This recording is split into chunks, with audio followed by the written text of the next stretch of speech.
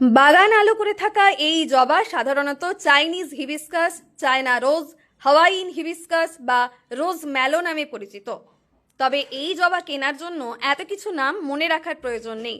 নার্সারিতে গিয়ে বললেই হলো যে বড় ধরনের কোনো কমলা রঙের জবার প্রয়োজন। কমলা রঙটা যদিও আমাদের খুব পছন্দের, কারণ অন্যান্য রঙের জবা আমাদের বাগানে আগে থেকেই ছিল, সেই জন্য আমরা এই রঙটাকেই বেছে নিয়েছি।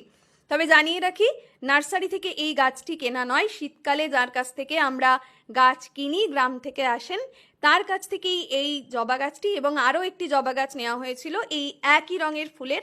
আর দুটি গাছেই অসম্ভব সুন্দর ফুল ফুটছে কিছুদিন অন্তর অন্তর, তবে প্রচুর পরিমাণে নয়, ওই 2 থেকে 3টে করে ফুল হচ্ছে, কিন্তু এই ফুলই বাগান একেবারে আলো করে রাখছে।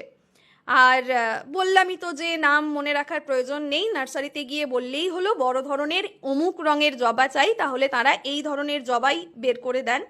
আর এই প্রজাতির জবা সাধারণত কমলা রঙের, লাল রঙের এবং সাদা রঙের হয়ে থাকে। আর হলুদ রঙের যে জবাটি পাওয়া যায় সেটি কিন্তু এই প্রজাতির নয়, তার অন্য কিছু নাম আছে, সেটা আমার জানা নেই।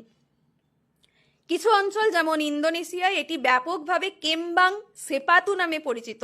আর মালয়েশিয়ার জাতীয় ফুল হচ্ছে আবার জবা। আবার সিঙ্গাপুরের সাজসজ্জাতেও ব্যবহৃত হয় এই জবা ফুল, তাই লাগিয়ে ফেলুন।